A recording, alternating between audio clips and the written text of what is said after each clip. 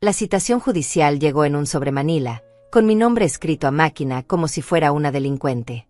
Rosalba Fagundes, demandada por dilapidación del patrimonio familiar. La firma al final me rompió el alma. Catarina Fagundes, mi hija, la niña que crié sola durante 20 años mientras trabajaba 12 horas diarias limpiando oficinas para que nunca le faltara nada. Ahora me acusa de robar dinero que es mío, por comprar una casa que pagué con mis propias manos arrugadas y mi espalda quebrada. Tengo 70 años y pensé que ya había visto todo el dolor que una madre puede soportar. Me equivoqué. El dolor más profundo no viene de los extraños. Viene de la sangre de tu sangre, de los ojos que tanto se parecen a los tuyos pero que te miran como si fuera su enemiga. Durante 30 años viví de alquiler, guardando cada peso como un tesoro secreto, contando monedas sobre la mesa de la cocina hasta altas horas, soñando con el día en que podría decir estas palabras: esta casa es mía. Cuando finalmente lo logré, cuando tuve las escrituras en mis manos temblorosas, pensé que Catarina se alegraría por mí. Pensé que entendería que su madre, después de toda una vida de sacrificios, merecía un rincón propio en este mundo. Pero en lugar de abrazos, recibí papeles legales. En lugar de felicitaciones, recibí acusaciones. Mi propia hija dice que estoy senil, que no tengo capacidad para manejar mi dinero, que alguien me engañó para comprar esta casa de 2 dormitorios en las afueras de la ciudad. La casa no es un palacio. Tiene grietas en las paredes. El piso de baldosas está desnivelado, y el jardín necesita trabajo. Pero es mía. Cada ladrillo pagado con el sudor de mis noches en vela, cada ventana comprada con el cansancio acumulado en mis huesos. Catarina dice que me aprovecharon, que a mi edad no debería tomar decisiones importantes. Pero yo sé la verdad que ella no quiere ver. Mi mente está clara como el cristal, mi memoria intacta como el primer día, y mi voluntad es tan firme como siempre fue. Lo que más me duele no son las mentiras que escribió en esos papeles. Lo que me destroza es la mirada fría que me dedicó el día que vino a confrontarme. Esa mirada que no reconozco, que no pertenece a la niña que consolé durante tantas noches de pesadillas, que no es la misma que brillaba cuando le leía cuentos antes de dormir. Ahora sus ojos son los de una extraña, calculadores, duros, llenos de una ambición que no sé de dónde salió. Vivo sola en mi casa nueva, rodeada de cajas sin abrir y muebles que aún huelen a tienda. Las paredes están desnudas porque no tengo fotografías familiares que quiera colgar. ¿Cómo decorar tu hogar con recuerdos de alguien que te traicionó? Por las mañanas me levanto temprano, preparo café en una cocina que por fin es mía, y miro por la ventana hacia el pequeño jardín donde planeo sembrar rosas. Pero la alegría está empañada por esta guerra que no pedí, esta batalla legal que mi propia sangre decidió librar contra mí. Los vecinos me saludan con cortesía cuando salgo a comprar el pan. Algunos ya saben de mi situación porque en los pueblos pequeños las noticias vuelan más rápido que el viento. Veo en sus ojos una mezcla de lástima y respeto. Lástima por la madre traicionada, respeto por la mujer que a los 70 años tuvo el valor de cumplir su sueño. Ignacio Palacios, que vive en la casa del frente, siempre me saluda con una sonrisa genuina. Es un hombre mayor, viudo como yo, y en sus ojos veo algo que ya no encuentro en los de mi hija: humanidad. Las tardes son las más difíciles. Cuando el sol se oculta detrás de las montañas y la casa se llena de sombras largas, siento el peso de la soledad como una manta pesada sobre mis hombros. Es entonces cuando las preguntas me torturan: ¿dónde me equivoqué como madre? ¿En qué momento la niña dulce que conocí se convirtió en esta mujer cruel? ¿Cuándo comenzó a verme como un obstáculo en lugar de como su madre? Catarina tiene 42 años, está casada con un hombre que nunca me dirigió más de 3 palabras seguidas, y vive en una casa que vale 10 veces más que la mía. Trabaja en una oficina del gobierno, tiene un sueldo estable, vacaciones pagadas, y nunca le ha faltado nada. Entonces, ¿por qué esta obsesión con mi dinero? ¿Por qué esta necesidad de controlar cada centavo que he ganado con mis propias manos? La respuesta llegó hace 3 días, cuando ella apareció en mi puerta sin avisar. No vino sola. Trajo a un hombre de traje que se presentó como su abogado. Hablaron de números, de cuentas bancarias, de evaluaciones médicas. Dijeron palabras que sonaban importantes pero que escondían una verdad simple. Quieren declarar que no tengo capacidad mental para manejar mi propia vida. Quieren ser mis tutores legales. Quieren que firme papeles que les den control sobre todo lo que tengo. Me senté en mi sala nueva, en el sofá que compré con mis ahorros, y los escuché hablar sobre mí como si no estuviera presente. como si fuera un objeto, un problema que resolver, una anciana confundida que necesita protección. Pero mis ojos estaban alerta, mi mente estaba trabajando, y mi corazón estaba tomando notas de cada palabra, cada gesto, cada mirada que intercambiaron. En ese momento entendí que esta demanda no es sobre la casa. Es sobre algo mucho más grande y más peligroso. Es sobre mi libertad. Es sobre mi dignidad. Es sobre mi derecho a decidir cómo vivir los años que me quedan en este mundo.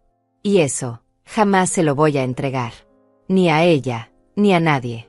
El dolor de una madre traicionada no se parece a ningún otro dolor en este mundo. Te consume desde adentro, como un fuego lento que nunca se apaga completamente. Esta noche, sentada en mi cocina nueva con una taza de té entre las manos, no puedo dejar de recordar a la Catarina de antes. La niña de 5 años que corría hacia mí cada vez que llegaba del trabajo, con los brazos abiertos y los ojos brillando de felicidad. Esa niña ya no existe. Tal vez nunca existió realmente. Catarina nació cuando yo tenía 28 años. Su padre desapareció antes de que ella cumpliera 2 años. Me dejó sola con una bebé y una montaña de deudas que él había acumulado apostando. Nunca volví a saber de él. Nunca recibí un peso de pensión alimenticia. Nunca recibí una disculpa. Solo silencio y la responsabilidad completa de criar a una niña que se parecía tanto a él que a veces me dolía mirarla. Trabajé en lo que pude durante esos años. Limpié oficinas por las noches, vendí empanadas en la puerta de las escuelas, cosí ropa para las vecinas hasta que mis dedos sangraron. Catarina se quedaba con la señora Herminia Galindo, una mujer mayor que vivía en el mismo edificio y que cuidaba niños por unas monedas. A veces llegaba tan tarde del trabajo que mi hija ya estaba dormida. A veces me levantaba tan temprano que se despertaba y ya no estaba. Los fines de semana eran nuestros. Íbamos al parque, compartíamos un helado, leíamos cuentos en la biblioteca pública. Yo trataba de compensar todas las horas perdidas entre semana con esas pocas horas de sábado y domingo. Le compraba libros usados en los mercados de pulgas, le hacía vestidos con retazos de tela, le inventaba historias antes de dormir. Pensé que eso era suficiente. Pensé que ella entendía que todo lo que hacía era por su bien, por nuestro futuro. Cuando cumplió 8 años, conseguí un trabajo mejor en una empresa de limpieza que tenía contratos con varios edificios del centro. El horario era más estable, el sueldo un poco mejor, y por primera vez en años pude alquilar un apartamento para las 2 solas. Era pequeño, apenas una habitación, una cocina diminuta y un baño que compartíamos, pero era nuestro. Recuerdo que Catarina saltaba en la cama nueva, gritando que por fin teníamos una casa de verdad. Pero los años de escasez habían dejado su marca en ella. Catarina desarrolló una obsesión extraña con el dinero, con tener más, con no quedarse sin nada. Cuando veía que yo guardaba billetes en una lata de café, me preguntaba cuánto había, para qué lo ahorraba, cuándo lo iba a usar. A los 10 años ya sabía exactamente cuánto ganaba, cuánto gastábamos en comida, cuánto pagábamos de alquiler. Conocía nuestras finanzas mejor que muchos adultos. Al principio pensé que era bueno que fuera responsable con el dinero, que entendiera el valor de las cosas. Pero con el tiempo me di cuenta de que no era responsabilidad lo que sentía. Era miedo. Un miedo profundo a volver a la pobreza, a quedarse sin nada, a depender de alguien más. Y ese miedo, con los años, se convirtió en algo más peligroso, en codicia. Cuando Catarina terminó la secundaria, trabajé doble turno durante 2 años para pagarle los estudios universitarios.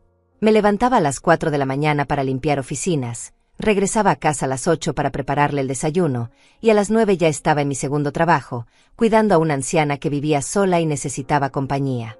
Llegaba a casa pasadas las 10 de la noche, con las piernas hinchadas y las manos agrietadas, pero con la satisfacción de saber que mi hija tendría un futuro mejor que el mío.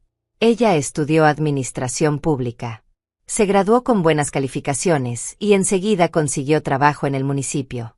Yo estaba tan orgullosa que lloré el día de su graduación. Mi niña, la hija de una mujer que limpiaba pisos, ahora tenía un título universitario y un trabajo respetable. Pensé que finalmente había logrado darle todo lo que se merecía. Pero el éxito cambió a Catarina. O tal vez solo reveló lo que siempre había estado ahí, escondido debajo de la superficie. Se mudó a un apartamento más grande, se casó con Alberto Telles, un hombre que trabajaba en el mismo municipio y que venía de una familia con dinero. Comenzó a avergonzarse de mí, de mi ropa sencilla, de mi forma de hablar, de mi trabajo. Las visitas se hicieron menos frecuentes. Las llamadas telefónicas se redujeron a ocasiones especiales. Cuando cumplí 60 años y me jubilé, pensé que por fin tendríamos tiempo para estar juntas, que podríamos recuperar esa cercanía que habíamos perdido. Pero Catarina tenía otros planes. Me sugirió que me mudara a una residencia para ancianos. Dijo que sería mejor para mí, que tendría compañía, que estaría más segura. Cuando me negué, se enojó. Dijo que era una testaruda, que no entendía lo que era mejor para mí. Los últimos 10 años han sido una batalla constante. Ella quiere controlar dónde vivo, cómo gasto mi dinero, con quién hablo, qué hago con mi tiempo. Dice que es preocupación, pero yo siento que es algo más. Es como si no pudiera soportar que yo tenga independencia, que pueda tomar mis propias decisiones, que tenga mi propia vida más allá de ser su madre. Ahora, mientras miro las fotos viejas que encontré en una de las cajas, veo a esa niña pequeña que solía abrazarme como si fuera lo más importante del mundo. Y me pregunto, ¿en qué momento dejé de serlo? ¿En qué momento me convertí en una carga, en un obstáculo, en un problema que resolver? ¿Fue gradual o hubo un momento específico en que decidió que ya no me necesitaba como madre, sino que me veía como una fuente de recursos? La traición duele más cuando viene de alguien que amaste incondicionalmente. Cuando viene de alguien por quien sacrificaste tu juventud, tu tiempo, tu energía, tus sueños. Cuando viene de la persona que se suponía que te protegería en la vejez, no que te atacaría. 3 días después de recibir la citación judicial, Catarina apareció en mi puerta con una sonrisa que no llegaba a sus ojos. Traía flores, un ramo de claveles blancos que parecían más apropiados para un funeral que para una reconciliación. Su voz sonaba dulce, demasiado dulce, como el jarabe que le daba cuando estaba enferma de niña. Pero yo ya no era una niña, y ella ya no era la hija que conocía. Mamá, dijo, necesitamos hablar. Creo que hubo un malentendido terrible. Yo no quiero lastimarte, solo quiero protegerte. Entró sin esperar invitación, sus ojos recorriendo mi sala nueva como si estuviera evaluando cada mueble, cada objeto, calculando su valor. Se sentó en mi sofá con la elegancia estudiada de alguien que ha aprendido a actuar en público, pero había algo tenso en sus movimientos, algo forzado en su postura. Alberto no vino conmigo porque está trabajando. Mintió. Pero él también está preocupado por ti.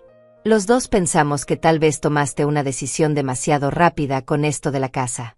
No es que esté mal, mamá, es solo que, bueno, a nuestra edad a veces necesitamos que alguien nos ayude a pensar las cosas mejor.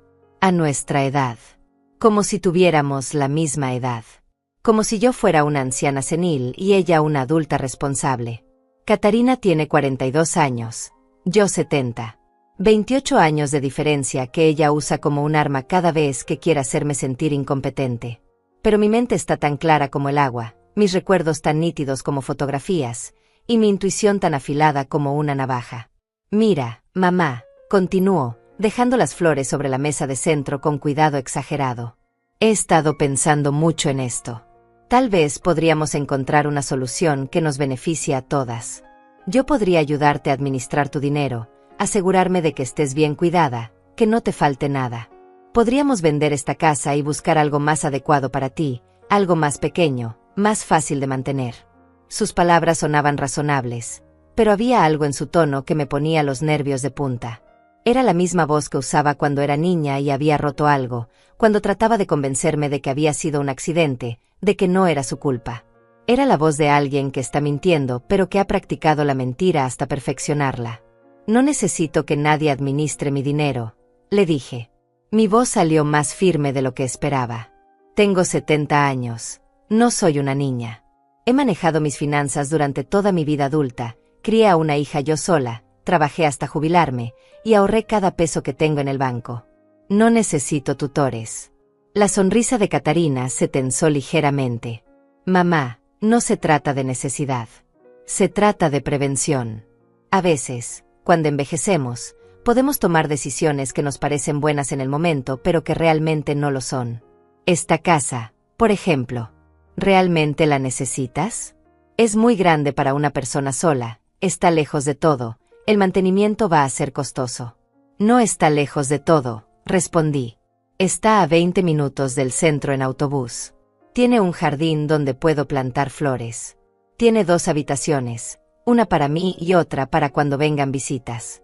Aunque últimamente las visitas son pocas. El comentario la molestó. Lo vi en la forma en que apretó los labios, en cómo sus dedos se tensaron sobre su bolso. Mamá, no seas injusta. Yo vengo a verte. Es solo que tengo mucho trabajo, muchas responsabilidades. Alberto y yo estamos pensando en tener hijos, y eso requiere planificación, estabilidad financiera. Ahí estaba. La verdad se asomaba entre las mentiras como una rata saliendo de su madriguera. Catarina y Alberto querían tener hijos y necesitaban dinero. Mi dinero.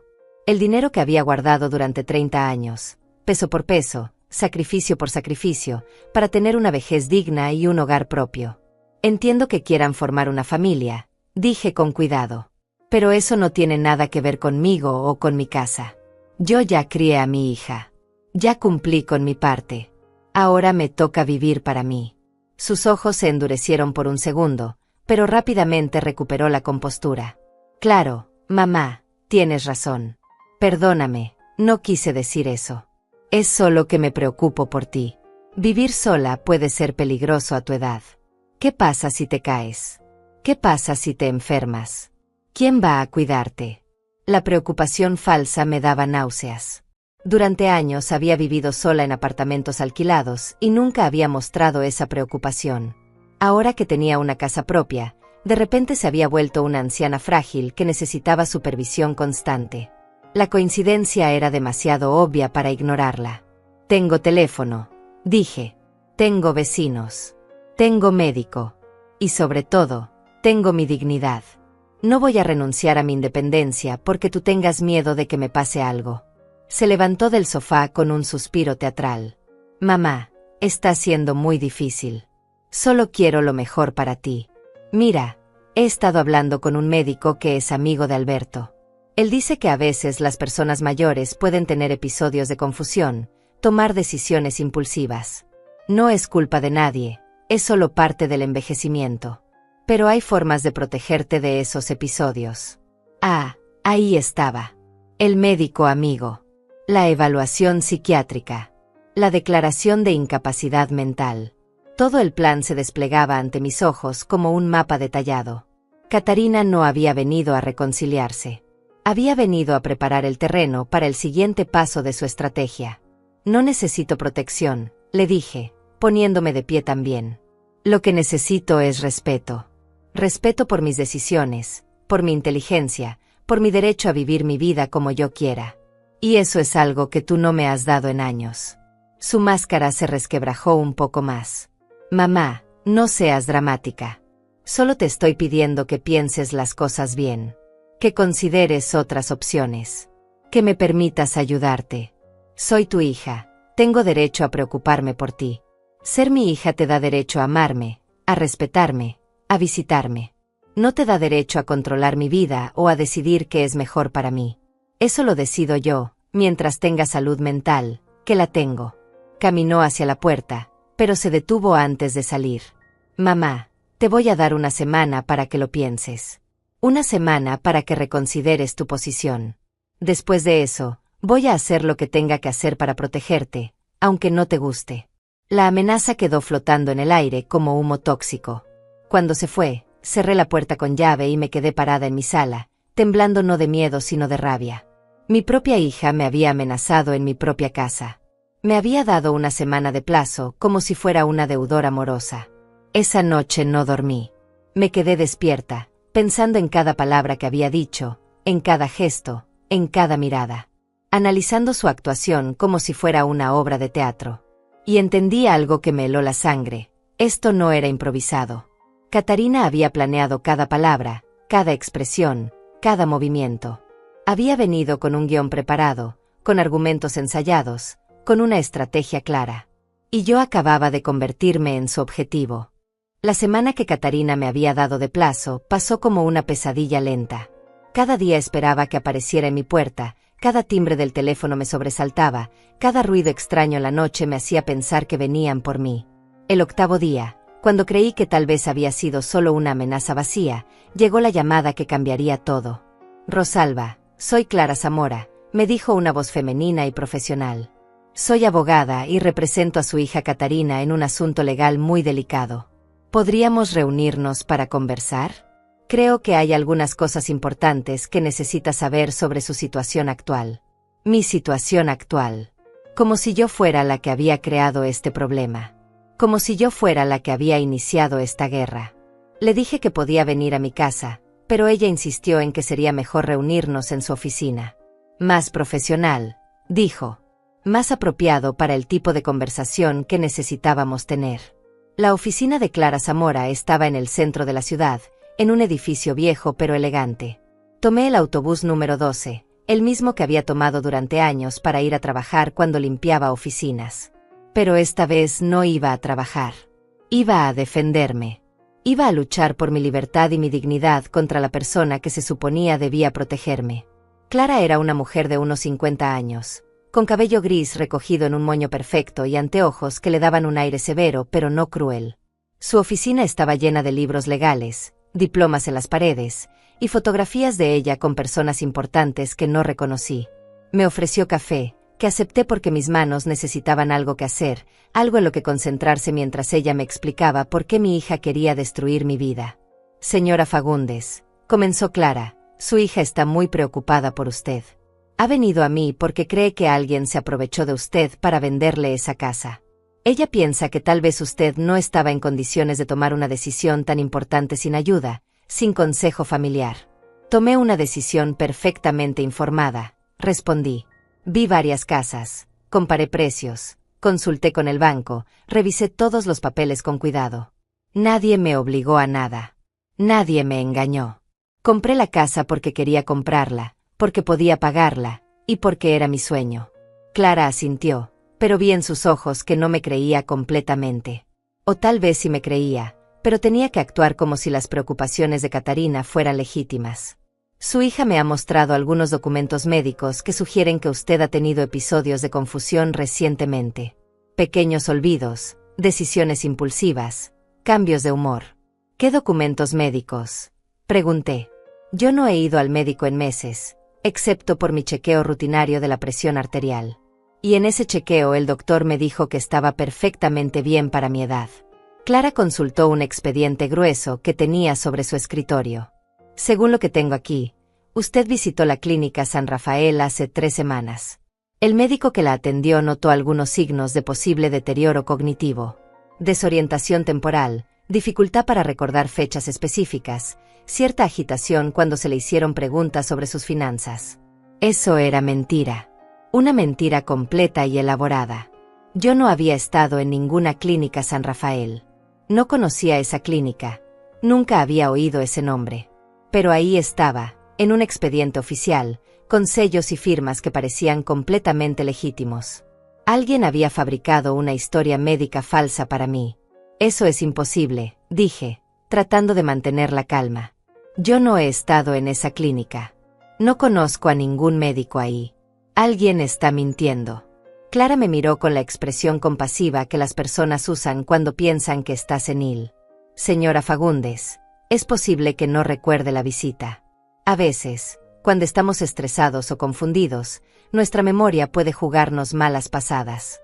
Su hija dice que usted ha estado muy nerviosa últimamente, muy defensiva cuando alguien trata de ayudarla. Mi defensividad se disparó como un resorte. Estoy defensiva porque mi propia hija me está atacando. Estoy nerviosa porque alguien está tratando de robarme mi libertad y mi dignidad. Y ahora descubro que también están inventando historias médicas falsas sobre mí. ¿Cómo quieren que reaccione? ¿Con gratitud? Clara levantó las manos en un gesto conciliador. Nadie quiere robarle nada, señora Fagundes. Su hija solo quiere protegerla. Mire, lo que ella está proponiendo es muy razonable. Una curatela temporal, solo hasta que podamos determinar si usted está en condiciones de manejar sus finanzas de manera segura. Durante ese tiempo, ella se haría cargo de sus asuntos económicos, se aseguraría de que sus necesidades estén cubiertas, y trabajaríamos juntos para encontrar el mejor arreglo para su situación de vivienda. Curatela. La palabra me golpeó como una bofetada. Catarina quería ser mi curadora legal. Quería que un juez declarara que yo no tenía capacidad mental para manejar mi propia vida. Quería convertirme en una niña otra vez, pero esta vez con ella como la madre que decidía todo por mí. No voy a firmar nada, dije, poniéndome de pie. No voy a aceptar ninguna curatela. Mi mente está perfectamente clara, mi salud está bien, y mis decisiones son mías. Si mi hija quiere luchar contra mí en los tribunales, que lo haga. Pero no voy a renunciar a mi libertad voluntariamente. Clara suspiró como si estuviera lidiando con una niña caprichosa. Señora Fagundes, si usted no coopera, esto puede volverse muy complicado. Su hija está dispuesta a llevar esto a los tribunales, y con la evidencia médica que tiene, es muy probable que gane. Sería mucho mejor para todos si llegamos a un acuerdo amigable. La evidencia médica falsa, quiso decir. Los informes inventados, las visitas que nunca sucedieron, los diagnósticos de médicos que nunca me habían visto.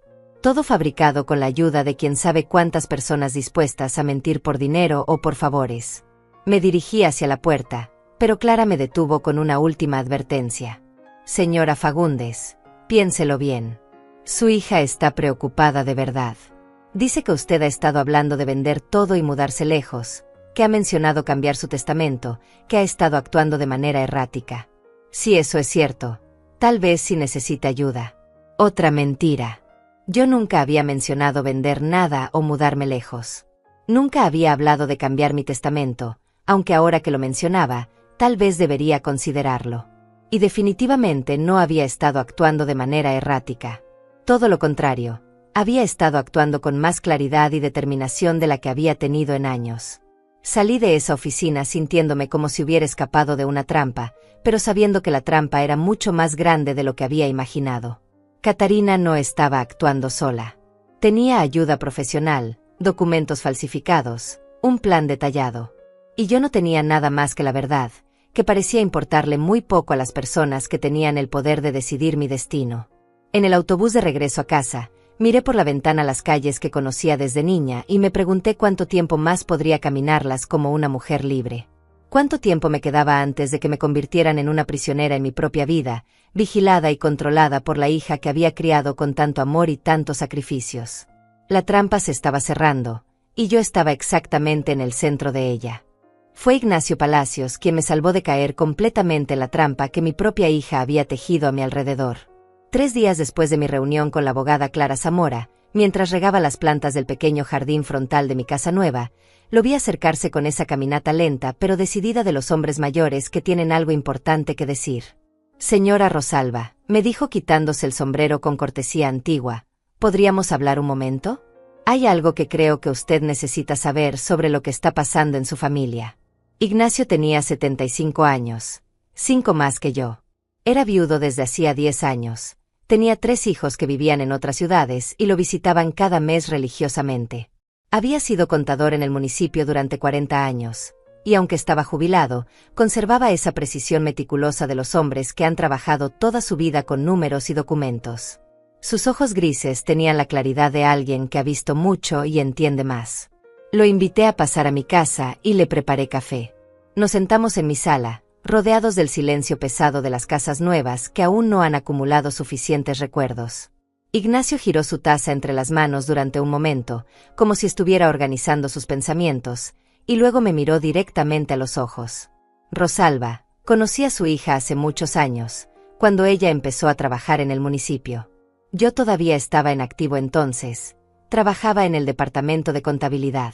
Catarina era nueva, ambiciosa, muy inteligente, pero también era calculadora.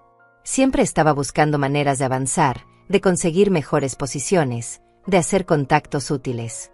Tomé un sorbo de café y esperé. Había algo en el tono de Ignacio que me decía que esta conversación iba a cambiar todo lo que creía saber sobre mi situación. Hace 6 meses, continuó Ignacio, mi hijo Diego vino a visitarme. Él trabaja en el registro civil, en la sección de documentos legales. Durante la cena, mencionó algo que me llamó la atención. Dijo que había visto pasar por su oficina algunos documentos relacionados con procedimientos de curatela. Documentos que incluían el nombre de Catarina Fagundes como solicitante. Mi taza tembló en mis manos. 6 meses. Catarina había estado planeando esto durante 6 meses, desde mucho antes de que yo comprara mi casa. La compra de la casa no había sido el detonante de sus acciones legales. Había sido la excusa perfecta para acelerar un plan que ya estaba en marcha. Al principio no hice la conexión, siguió Ignacio. Fagundes es un apellido común. Pero cuando usted se mudó aquí y vi a Catarina visitarla, recordé lo que Diego había mencionado. Ayer hablé con él otra vez. Le pedí que investigara un poco más. Lo que descubrió es muy preocupante, Rosalba. Ignacio sacó de su bolsillo una pequeña libreta donde había anotado información con su letra precisa de contador. Catarina presentó la primera solicitud de curatela en febrero. Alegó que usted había comenzado a mostrar signos de deterioro mental, que había estado tomando decisiones financieras erráticas, que había mencionado la posibilidad de regalar su dinero a extraños. Febrero. En febrero yo estaba perfectamente bien, viviendo en mi apartamento alquilado, sin haber tomado ninguna decisión financiera inusual. En febrero ni siquiera había empezado a buscar casas para comprar. Catarina había comenzado este proceso basándose en mentiras puras, anticipándose a decisiones que yo aún no había tomado. Pero eso no es todo, continuó Ignacio, pasando una página de su libreta. Su hija también solicitó informes médicos de varios doctores.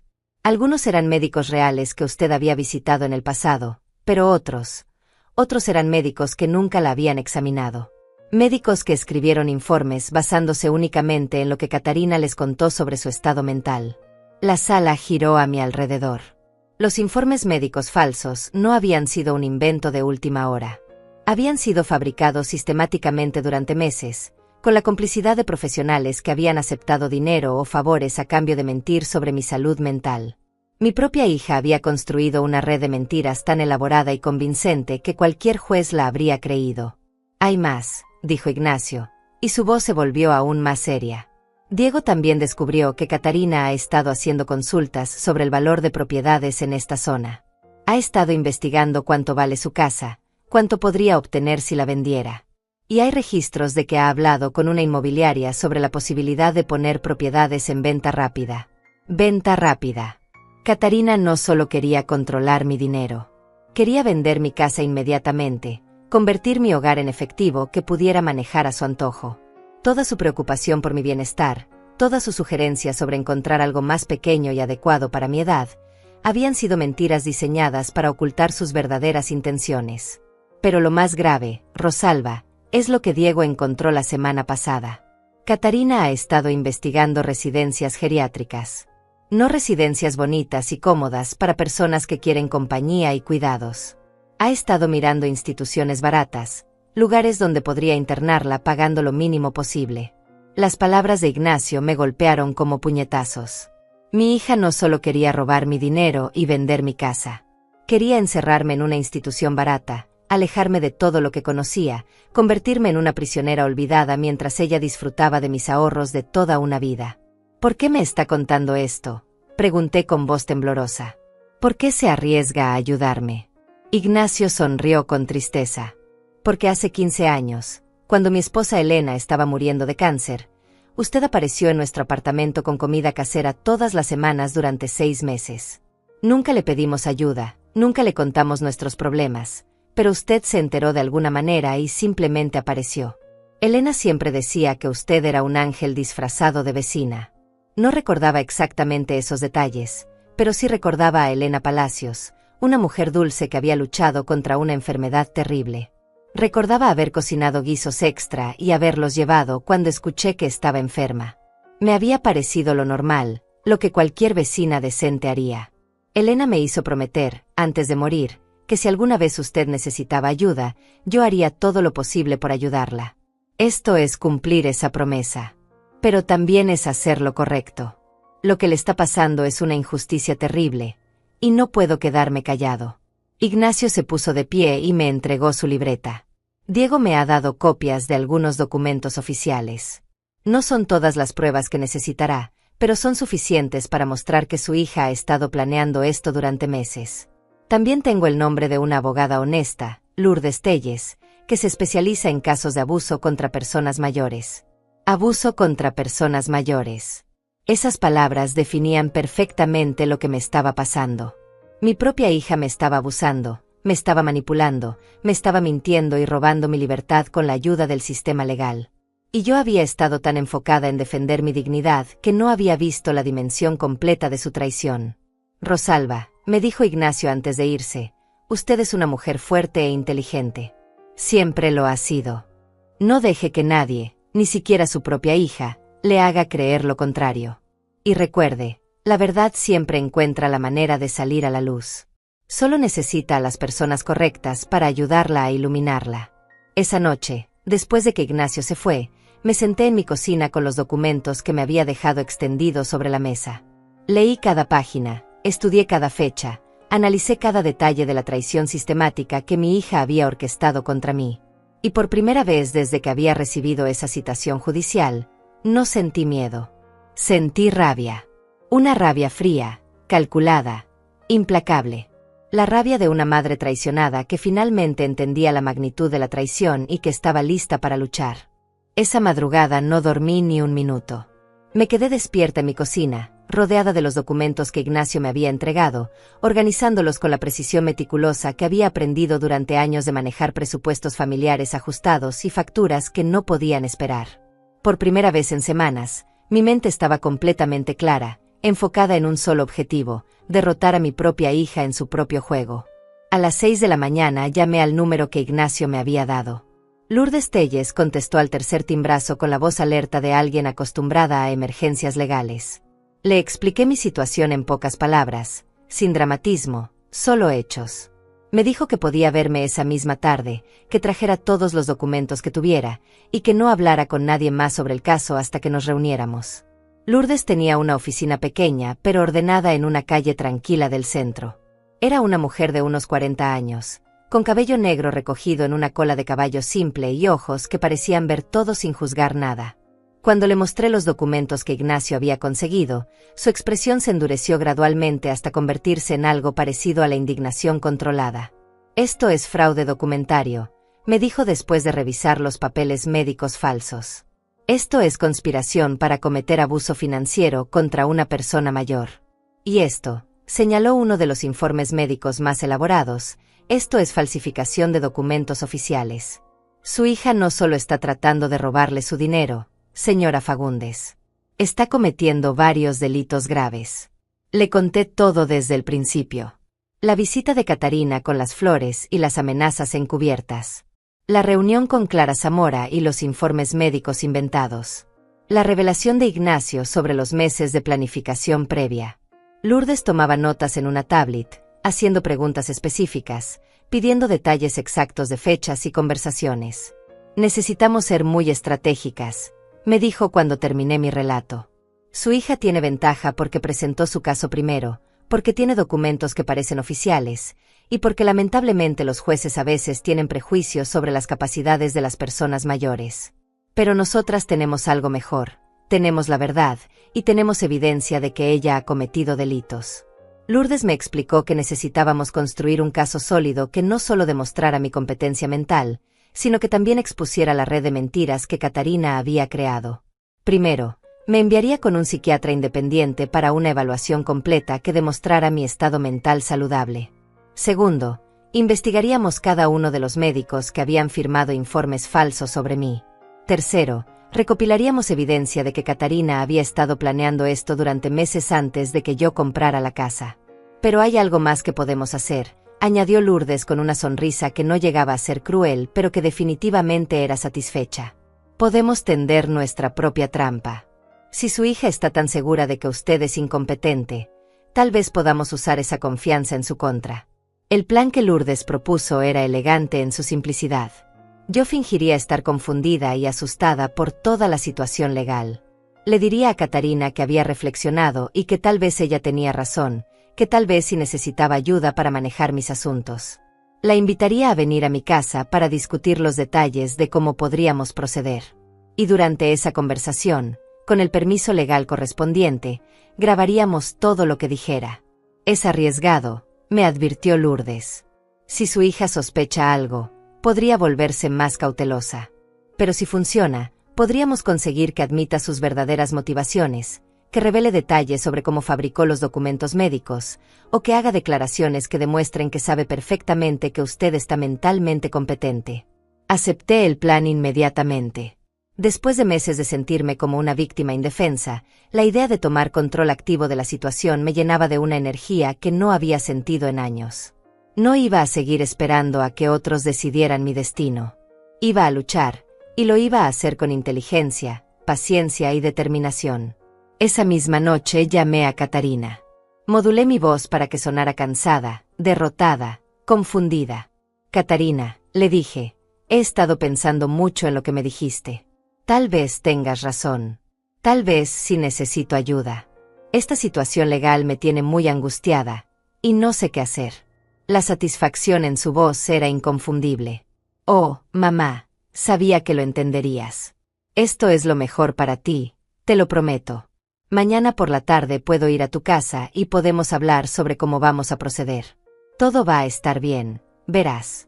Pasé todo el día siguiente preparándome como una actriz preparándose para el papel más importante de su vida. Practiqué frente al espejo expresiones de confusión y vulnerabilidad. Organicé papeles en mi mesa para que pareciera que había estado tratando de entender documentos complicados. Incluso dejé algunas facturas sin abrir para reforzar la imagen de una anciana abrumada por las responsabilidades financieras. Lourdes llegó 2 horas antes que Catarina para instalar discretamente el equipo de grabación. Micrófonos diminutos escondidos en floreros, una cámara pequeña camuflada entre los libros de la estantería. Todo legal, todo con las autorizaciones correspondientes, todo diseñado para capturar cada palabra y cada gesto de mi hija. Cuando Catarina llegó, traía consigo una carpeta gruesa llena de documentos y esa sonrisa victoriosa que apenas podía disimular. Se veía diferente, más relajada, como si hubiera ganado una batalla difícil. No sabía que la guerra apenas estaba comenzando. Mamá, me dijo sentándose en mi sofá como si fuera la dueña de la casa, qué bueno que hayas decidido ser razonable. Mira, he traído algunos papeles que necesitas firmar. Son para transferir temporalmente el manejo de tus cuentas bancarias a mi nombre, solo hasta que todo este asunto legal se resuelva. Temporalmente, repetí con voz temblorosa. ¿Y qué pasa con mi casa? Su sonrisa se ensanchó. Bueno, mamá, he estado hablando con algunos agentes inmobiliarios. Esta casa es demasiado grande para ti, y el mantenimiento va a ser muy costoso. Podríamos venderla y buscar algo más adecuado. Un apartamento pequeño, o tal vez una residencia donde tengas compañía y cuidados profesionales. ¿Una residencia?, pregunté, fingiendo sorpresa. ¿Quieres decir como un hogar de ancianos? No un hogar de ancianos, mamá. Una residencia asistida. Un lugar donde puedas tener tu privacidad, pero también ayuda cuando la necesites. He estado investigando algunas opciones muy buenas. Hay una en particular que está muy bien de precio y tiene todos los servicios básicos. Muy bien de precio. Servicios básicos. Las palabras que confirmaban exactamente lo que Ignacio me había dicho. Catarina había estado investigando instituciones baratas donde pudiera encerrarme gastando lo mínimo posible de mi propio dinero. Seguimos hablando durante casi 2 horas. Catarina, confiada en su victoria, se relajó completamente y comenzó a revelar detalles que no debería haber compartido. Mencionó nombres de médicos que la habían ayudado sin examinarme. Habló sobre cómo había convencido a Clara Zamora de que mi caso era claro. Incluso se rió cuando describió lo fácil que había sido conseguir que algunos profesionales escribieran informes basándose solo en su descripción de mi supuesto deterioro mental. Cuando finalmente se fue, después de que yo firmara papeles que Lourdes ya me había asegurado que serían fácilmente anulables, me quedé sentada en mi sala sintiendo una mezcla extraña de triunfo y tristeza. Había conseguido la evidencia que necesitaba para destruir el caso de Catarina. Pero también había confirmado que mi propia hija era capaz de una crueldad y una codicia que nunca había imaginado posibles. Esa noche, Lourdes y yo revisamos las grabaciones. Teníamos todo lo que necesitábamos. Admisiones de fraude, nombres de cómplices, evidencia clara de que Catarina sabía perfectamente que yo estaba mentalmente competente. Mi hija había cavado su propia tumba legal con su propia boca. Ahora era mi turno de atacar. El lunes por la mañana, Lourdes presentó nuestra contrademanda ante el tribunal. No era solo una defensa contra las acusaciones de Catarina. Era un contraataque devastador que la acusaba de fraude documentario, conspiración para cometer abuso financiero, falsificación de registros médicos, e intento de apropiación indebida de los bienes de una persona mayor.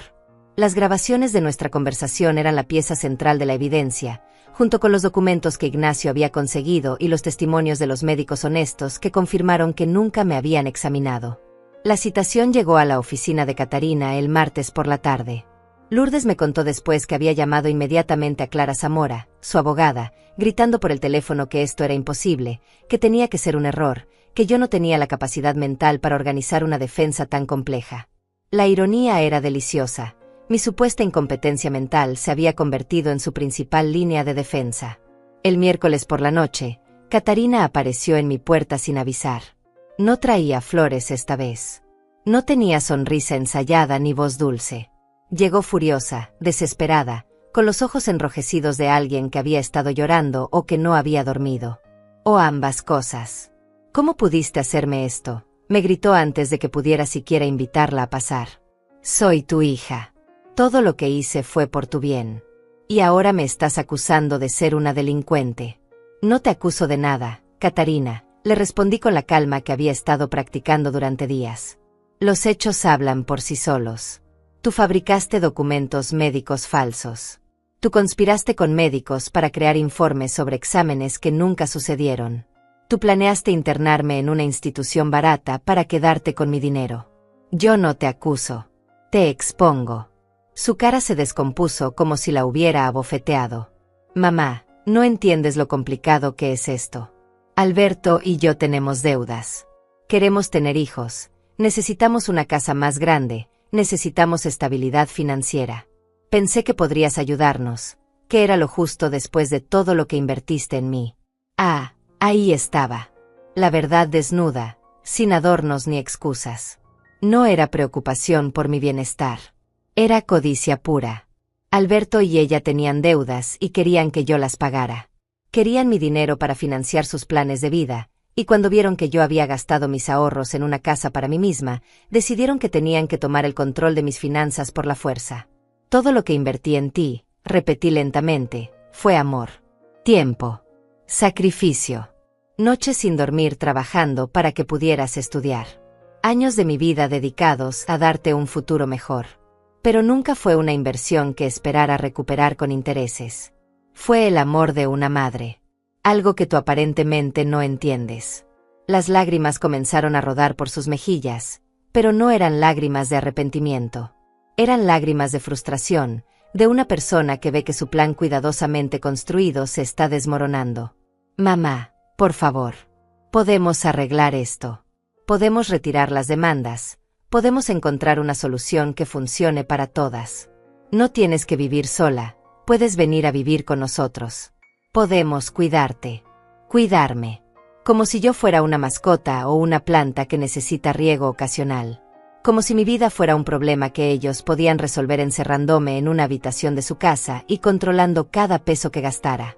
Catarina, le dije mirándola directamente a los ojos, tienes 42 años. Tienes educación universitaria, un trabajo estable, un esposo que también trabaja. Si tienen deudas, es porque tomaron decisiones financieras incorrectas. Si quieren tener hijos, necesitan planificar su economía como cualquier pareja responsable. Pero mis ahorros de jubilación no son la solución a sus problemas. Mis ahorros son para mi vejez, para mi seguridad, para mis necesidades. Su expresión cambió. Las lágrimas se secaron y aparecieron los ojos duros que ya había visto antes. Eres una egoísta, me dijo con voz fría. Toda mi vida pensé que eras una madre sacrificada y generosa, pero resulta que solo eres una vieja egoísta que prefiere gastar su dinero en una casa que no necesita en lugar de ayudar a su propia familia. La acusación me dolió más de lo que esperaba, pero no me quebró. Había anticipado este momento, había sabido que cuando Catarina se sintiera acorralada, atacaría con las palabras más hirientes que pudiera encontrar. Pero yo ya no era la madre insegura que dudaba de cada decisión. Ahora sabía exactamente quién era y qué merecía. Si ayudar a mi familia significa renunciar a mi independencia, a mi dignidad y a mi derecho a decidir sobre mi propia vida, entonces sí, soy egoísta. Y me siento orgullosa de serlo. Catarina se fue esa noche sin despedirse, pero yo sabía que volvería. Las personas desesperadas siempre vuelven, especialmente cuando sienten que están perdiendo control sobre algo que consideraban suyo por derecho. El jueves llamó por teléfono. Su voz sonaba diferente, más calculada, como si hubiera ensayado lo que iba a decir. Mamá, he estado hablando con Alberto y con Clara. Estamos dispuestos a llegar a un acuerdo. Podríamos retirar la demanda de curatela si tú retiras la tuya contra mí. Podríamos empezar de nuevo, como familia. ¿Y qué pasa con mi casa?, pregunté. Bueno, podrías conservarla por ahora. Pero tal vez podríamos establecer algún tipo de supervisión financiera. Nada invasivo, solo para asegurarnos de que no tomes decisiones importantes sin consultar con la familia. Supervisión financiera. La misma jaula, pero con barrotes más bonitos. Catarina seguía sin entender que esto no era una negociación. No era un conflicto que pudiera resolverse con compromisos y acuerdos de mitad de camino. Era una guerra por mi libertad fundamental, y yo no estaba dispuesta a ceder ni un centímetro de terreno. No hay acuerdo posible, Catarina. Falsificaste documentos médicos. Conspiraste para robar mi dinero. Planeaste encerrarme en una institución contra mi voluntad. Esas no son diferencias familiares que se puedan resolver con conversaciones. Son delitos. Y los delitos tienen consecuencias. El viernes llegó Alberto. Nunca me había gustado ese hombre, con su sonrisa falsa y sus frases vacías, pero al menos siempre había sido educado conmigo. Esta vez no hubo pretensiones de cortesía. Llegó directamente al grano, hablando como si fuera un negociador profesional en lugar del yerno que nunca me había dirigido más de 3 palabras seguidas. Señora Rosalba, esto se está saliendo de control. Catarina está muy afectada, no está durmiendo, no está comiendo bien.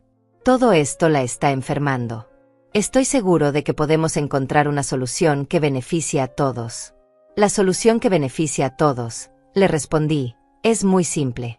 Catarina retira su demanda, admite públicamente que fabricó evidencia falsa contra mí, pide disculpas por intentar robar mi dinero, y se compromete a no interferir nunca más en mis decisiones personales. Esa es la única solución que aceptaré. Alberto se fue más rápido de lo que había llegado. No había venido a negociar realmente. Había venido a intimidarme, a hacerme sentir culpable por las consecuencias que las acciones de su esposa estaban teniendo sobre ella. Pero yo ya no era la mujer que se culpaba a sí misma por los problemas que otros creaban. El sábado, Catarina hizo su último intento. Llegó con una carta escrita a mano, con su letra cuidadosa de cuando era niña y hacía la tarea escolar en la mesa de la cocina. La carta estaba llena de recuerdos de nuestra vida juntas, de agradecimientos por los sacrificios que había hecho por ella, de promesas de ser una mejor hija en el futuro. Pero entre las palabras bonitas, las excusas seguían ahí. La presión financiera. Los malos consejos de personas que no entendían nuestra familia. La preocupación genuina por mi bienestar que había sido malinterpretada. Nunca una admisión completa de culpa. Nunca una disculpa sin condiciones. Nunca un reconocimiento real de que había intentado destruir mi vida para beneficio propio. Leí la carta completa mientras ella esperaba en mi sala. Cuando terminé, la doblé cuidadosamente y se la devolví. Esta carta habría significado todo para mí hace 6 meses, Catarina. Pero llegó demasiado tarde. Llegó después de los documentos falsos, después de las mentiras, después de que traicionaras todo lo que creías saber sobre quién eras. Las palabras bonitas no pueden borrar las acciones terribles. Se fue esa noche sabiendo que había perdido. No solo la batalla legal, sino algo mucho más importante. Había perdido a su madre para siempre. Y por primera vez en meses, yo dormí en paz. El juicio comenzó un lunes lluvioso de octubre. Yo llegué al tribunal acompañada de Lourdes, caminando despacio pero con la cabeza en alto, vestida con mi mejor traje azul marino y los zapatos negros que había usado para graduaciones y funerales durante los últimos 20 años. Catarina ya estaba ahí, sentada junto a Clara Zamora, pálida como un papel y evitando mi mirada. Alberto estaba en la primera fila de espectadores, con la expresión tensa de alguien que sabe que está presenciando el final de algo importante. El juez era un hombre mayor, de unos 60 años, con cabello gris y anteojos que le daban un aire severo pero justo. Había revisado todos los documentos previamente, y Lourdes me había dicho que parecía impresionado por la evidencia que habíamos presentado. Pero uno nunca sabe qué pasa por la mente de un juez hasta que toma su decisión. Clara Zamora presentó primero el caso de Catarina. Habló de una hija preocupada que solo quería proteger a su madre anciana de decisiones financieras impulsivas. Presentó los informes médicos falsificados como si fueran evidencia legítima. Describió mi compra de la casa como el acto irracional de una mujer que estaba perdiendo sus facultades mentales. Su presentación fue profesional, convincente, exactamente lo que cualquier juez esperaría escuchar en un caso de curatela. Pero luego fue el turno de Lourdes. Y ahí todo cambió. Señoría, comenzó Lourdes con voz clara y firme, lo que estamos viendo aquí no es el caso de una anciana que necesita protección. Es el caso de una mujer competente y lúcida que está siendo víctima de un fraude elaborado y sistemático perpetrado por su propia hija. Lourdes presentó la evidencia metódicamente. Los documentos que probaban que Catarina había iniciado el proceso de curatela meses antes de que yo comprara mi casa. Los testimonios de médicos que confirmaron que nunca me habían examinado pero que habían firmado informes sobre mi estado mental. Las investigaciones sobre residencias baratas que Catarina había estado haciendo. Y finalmente, la grabación de nuestra conversación, donde ella admitía sus verdaderas motivaciones. Cuando las grabaciones se reprodujeron en la sala del tribunal, vi cómo la cara de Catarina se descomponía gradualmente. Escuchar su propia voz describiendo lo fácil que había sido conseguir informes médicos falsos, riéndose de mi supuesta confusión mental, hablando de instituciones baratas donde podría encerrarme, fue devastador incluso para mí, que ya lo había escuchado antes.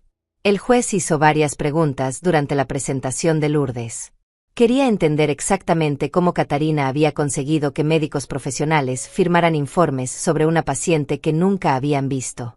Quería saber qué motivaciones financieras específicas tenía para buscar control sobre mis bienes. Quería detalles sobre el plan de venderme mi casa e internarme contra mi voluntad. Clara Zamora trató de objetar varias veces, argumentando que las grabaciones habían sido obtenidas sin consentimiento y que no deberían ser admitidas como evidencia. Pero Lourdes tenía todas las autorizaciones legales necesarias. Todo había sido hecho siguiendo los procedimientos correctos, con permisos judiciales apropiados. Cuando llegó el momento de los testimonios, Lourdes me llamó al estrado. Caminar hasta ahí fue uno de los momentos más difíciles de mi vida. No porque tuviera miedo de hablar, sino porque significaba enfrentarme públicamente a mi propia hija, declarar ante extraños que la persona que había criado con tanto amor me había traicionado de la manera más cruel posible. Respondí a las preguntas de Lourdes con calma y precisión. Expliqué mi proceso de decisión para comprar la casa. Describí mi estado de salud mental y físico. Detallé mi historia financiera y demostré que tenía conocimiento completo de mis recursos y gastos. Hablé sobre los años de sacrificio que había hecho por Catarina y cómo ella había usado ese amor para intentar manipularme. Cuando Clara Zamora me interrogó, trató de confundirme con preguntas complicadas sobre fechas y números. Quería hacerme parecer confundida o inconsistente. Pero yo había estado esperando eso. Había repasado cada detalle de mi historia una y otra vez. Sabía exactamente cuánto dinero tenía, cuando había tomado cada decisión importante, que había dicho en cada conversación relevante. El testimonio más devastador vino de Diego Palacios, el hijo de Ignacio que trabajaba en el registro civil. Explicó detalladamente cómo había descubierto la documentación que Catarina había estado presentando, las fechas inconsistentes, los médicos que habían firmado informes sin examinar pacientes. Su testimonio fue técnico, profesional, imposible de refutar. Luego testificó el doctor Rodrigo Galindo, el psiquiatra independiente que Lourdes había contratado para evaluarme. Confirmó que mi estado mental era completamente normal para mi edad, que no mostraba signos de demencia o deterioro cognitivo, y que era perfectamente capaz de tomar decisiones financieras y legales.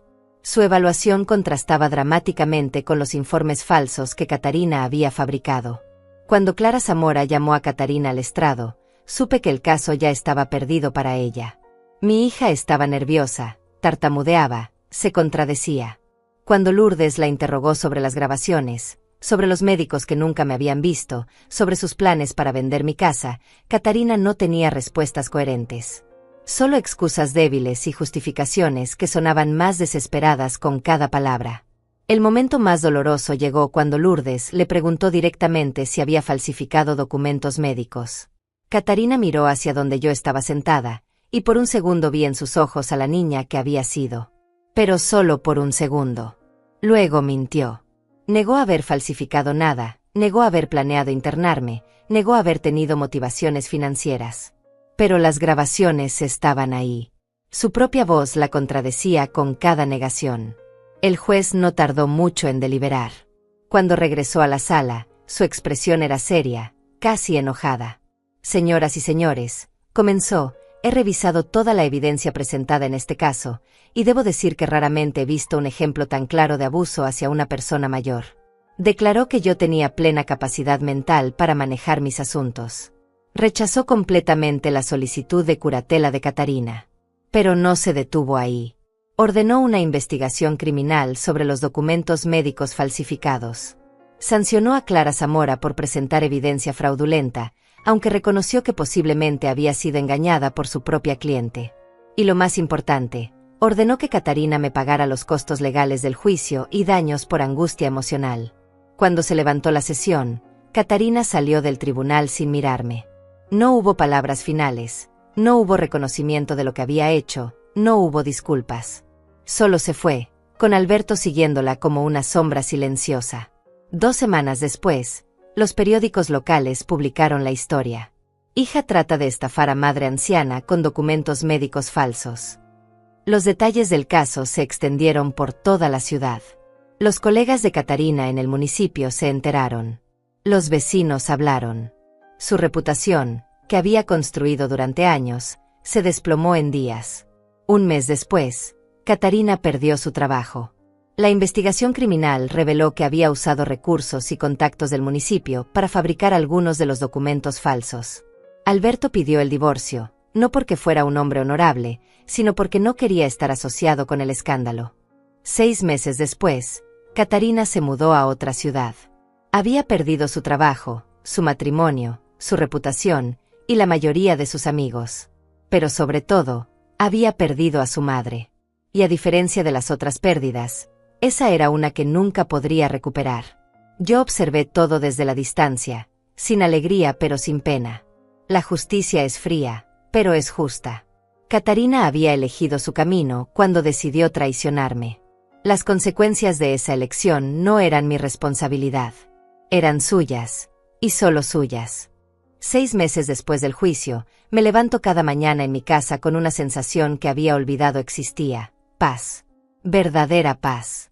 No la tranquilidad forzada de quien trata de convencerse de que todo está bien, sino la serenidad profunda de quien sabe que está exactamente donde debe estar, viviendo exactamente la vida que merece. Mi jardín está floreciendo. Las rosas que planté en enero ya tienen sus primeros brotes, y los tomates que sembré en marzo están dando frutos hermosos y rojos. Cada mañana, con mi taza de café en la mano, salgo a regar las plantas y a saludar a Ignacio, que siempre está en su porche leyendo el periódico. Él fue más que un vecino durante mi lucha legal. Se convirtió en la familia que elegí, en el hermano que nunca tuve, en la prueba de que no todos los vínculos humanos están destinados a traicionarte. La casa ya no está llena de cajas sin abrir. Cada habitación tiene su propósito, cada rincón cuenta mi historia. En la sala cuelgan fotografías de mis padres, de mis años de juventud, de momentos felices que no incluyen a Catarina. He decidido que mi hogar no va a ser un mausoleo de recuerdos dolorosos. Va a ser un santuario de todo lo bueno que he vivido y todo lo bueno que me queda por vivir. Aprendí a manejar a los 68 años, y ahora, a los 71, tengo mi propio automóvil. Es un carro pequeño y usado, pero es mío. Cada vez que me siento detrás del volante y enciendo el motor, siento una libertad que no había experimentado nunca en mi vida. Puedo ir donde quiera, cuando quiera, sin pedirle permiso a nadie, sin depender de horarios de autobuses o de la disponibilidad de otras personas. Los miércoles manejo hasta la biblioteca del centro, donde me he unido a un club de lectura para mujeres mayores. Los viernes voy al mercado de productores locales, donde compro verduras frescas y converso con otros jubilados que, como yo, han descubierto que la vejez puede ser el momento más libre de la vida si una se atreve a vivirla en sus propios términos. Lourdes Telles se ha convertido en algo más que mi abogada. Es mi amiga, mi consejera, la persona que me ayudó a encontrar mi propia voz cuando pensé que la había perdido para siempre. Almorzamos juntas una vez al mes, y ella siempre me dice lo orgullosa que está de cómo manejé mi situación. Pero yo sé la verdad, no manejé nada sola. Tuve ayuda de personas buenas que decidieron hacer lo correcto cuando era difícil y arriesgado hacerlo. De Catarina no sé nada directamente, pero en una ciudad pequeña las noticias viajan. Sé que se mudó a la capital, que está trabajando en un empleo menor al que tenía antes, que Alberto se casó con otra mujer 6 meses después del divorcio. Sé que nunca ha tratado de contactarme, nunca ha enviado una carta, nunca ha pedido perdón. Y también sé que eso está bien. Algunas traiciones son tan profundas que el perdón no es posible, no porque una sea rencorosa, sino porque perdonar significaría negar la gravedad de lo que pasó. Catarina no cometió un error. No tuvo un momento de debilidad. Planeó durante meses robarme mi libertad, mi dignidad, mi derecho a decidir sobre mi propia vida. Eso no es algo que se perdona. Es algo que se acepta, se aprende de ello, y se sigue adelante. He reescrito mi testamento. Dejé mi casa a Ignacio, con la condición de que cuando él muera pase a una organización que ayuda a mujeres mayores víctimas de abuso familiar.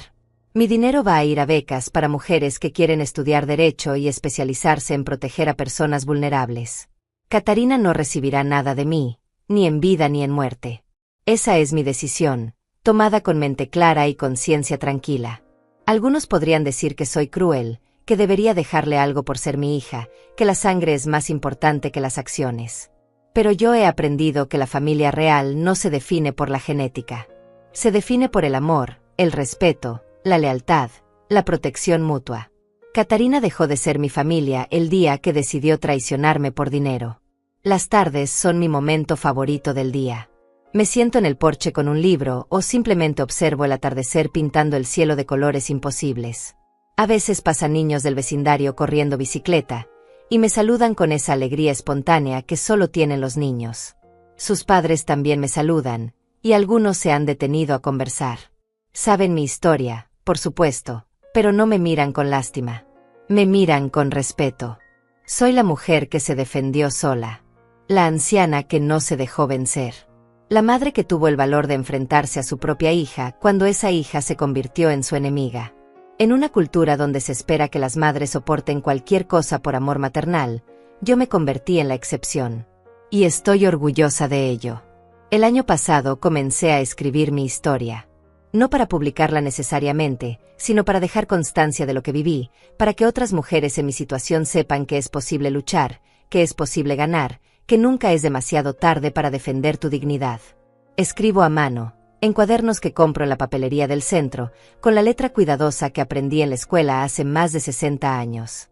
Mi historia no es especial porque sea única. Es especial porque no debería ser única.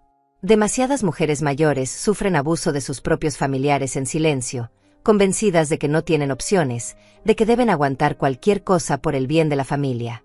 Yo quiero que sepan que sí tienen opciones. Que la dignidad no tiene edad. Que el respeto no es negociable. Esta noche, mientras escribo estas últimas palabras en mi cocina iluminada por la lámpara que compré con mi propio dinero, en la casa que pagué con mis propios ahorros, rodeada del silencio peaceful de un hogar que verdaderamente me pertenece, me siento completamente realizada. No porque mi vida haya sido fácil, sino porque aprendí a luchar por lo que merecía. A las mujeres que están escuchando esta historia, les digo esto: nunca es demasiado tarde para comenzar de nuevo. Nunca son demasiado viejas para defenderse. Nunca están demasiado solas para encontrar aliados. La dignidad es un derecho, no un privilegio. Y ese derecho no tiene fecha de vencimiento. Gracias por escuchar mi historia. Gracias por permitirme compartir con ustedes lo que aprendí en los momentos más difíciles de mi vida. Si esta historia les ha servido, si les ha dado fuerza o esperanza, entonces cada día de lucha valió la pena. Recuerden, ustedes merecen respeto. Ustedes merecen amor verdadero. Y ustedes merecen vivir sus años dorados en libertad y paz.